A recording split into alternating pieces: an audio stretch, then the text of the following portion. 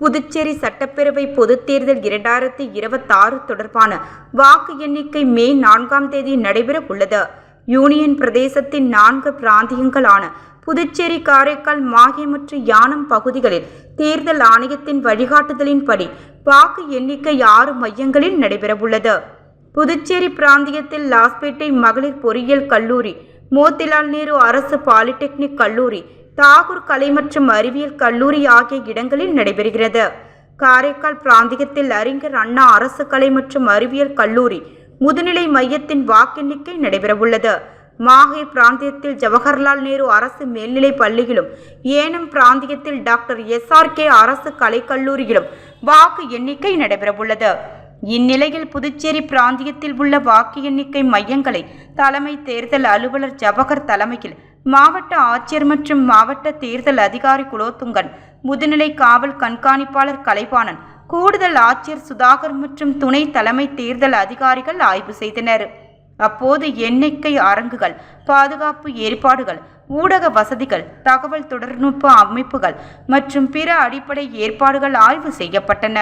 தொடர்ந்து தலைமை தேர்தல் அலுவலர் ஜவஹர் கூறும் பொழுது, ஒவ்வொரு தேர்தல் நடத்தும் அதிகாரிகளுக்கும் சம்பந்தப்பட்ட தொகுதிகளில் உள்ள வாக்காளர்கள் மற்றும் வாக்குச்சாவடிகளின் எண்ணிக்கையை பொறுத்து 7 முதல் 14 வரை எண்ணிக்கை மேசைகள் ஒதுக்கப்பட்டுள்ளன.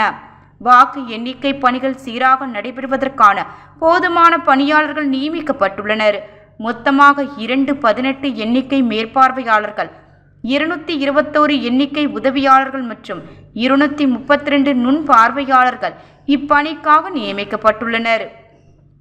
மேலும் அஞ்சல் வாக்கு சீட்டு எண்ணிக்கைக்காக 47 எண்ணிக்கை மேற்பார்வையாளர்கள், 94 எண்ணிக்கை உதவியாளர்கள் மற்றும் 47 நுண்பார்வையாளர்கள் நியமிக்கப்பட்டுள்ளனர். இப்பணியில் மொத்தம் 859 பேர் ஈடுபடுவார்கள் என்றும், மின்னணு வாக்குப்பதிவு இயந்திரங்கள் மற்றும் வாக்காளர் சரிபார்ப்பு அச்சு சீட்டு எண்ணிக்கைக்காக யூனியன் பிரதேசம் முழுவதும் மொத்தம் 166 எண்ணிக்கை மேசைகள் அமைக்கப்பட்டுள்ளன. இதற்கு கூடுதலாக அஞ்சல் வாக்கு சீட்டு எண்ணிக்கைக்காக 35 மேசைகள் ஒதுக்கப்பட்டுள்ளதாகவும் தெரிவித்தார். மேலும் இந்திய தேர்தல் ஆணையத்தின் வழிகாட்டுதலின்படி அனைத்து வாக்கு எண்ணிக்கை மையங்களிலும் 3 அடுக்கு பாதுகாப்பு ஏற்பாடுகள் செய்யப்பட்டுள்ளன. மத்திய ஆயுதப்படை மற்றும் உள்ளூர் காவல்துறை பணியாளர்கள் போதுமான அளவில் பாதுகாப்பு பணியில் ஈடுபடுத்தப்பட்டுள்ளனர். வேட்பாளர்களின் முகவர்கள் மற்றும் வேட்பாளர்களால் தேர்வு செய்யப்பட்ட வாக்கு எண்ணிக்கை முகவர்களுக்கு தேர்தல் நடத்தும் அதிகாரிகளால் அனுமதி அட்டை வழங்கப்பட்டுள்ளது. அவர்கள் மட்டும் வாக்கு எண்ணிக்கை மையங்களில் அந்தந்த தொகுதி வாக்கு எண்ணப்படும் போது அனுமதிக்கப்படுவார்கள். இவர்களை தவிர்த்து தேர்தல் ஆணையத்தால் அங்கீகரிக்கப்பட்ட அனுமதி அட்டை வழங்கப்பட்டவர்களுக்கும் அனுமதிக்கப்படுவர். செய்தியாளர்கள், வேட்பாளர்களின் முகவர்கள் மற்றும் வாக்கு எண்ணிக்கை முகவர்கள் வாக்கு எண்ணிக்கை நடைபெறும் இடத்திற்கு கைபேசி எடுத்து செல்ல தடை செய்யப்பட்டுள்ளது. கைபேசி வாக்கு எண்ணிக்கை மையத்தில் அமைக்கப்பட்டுள்ள கைபேசி காப்பகத்தில் ஒப்படைக்க வேண்டுமென்றும் தெரிவித்தார். மேலும் சுற்று வாரியான முன்னேற்ற தகவல்கள் மற்றும் தொகுதி வாரியான முடிவுகள் இந்திய தேர்தல் ஆணையத்தின் அதிகாரப்பூர்வ இணையதளம் மற்றும் ECNet செயலி மூலம் நேரடியாக வெளியிடப்படும்.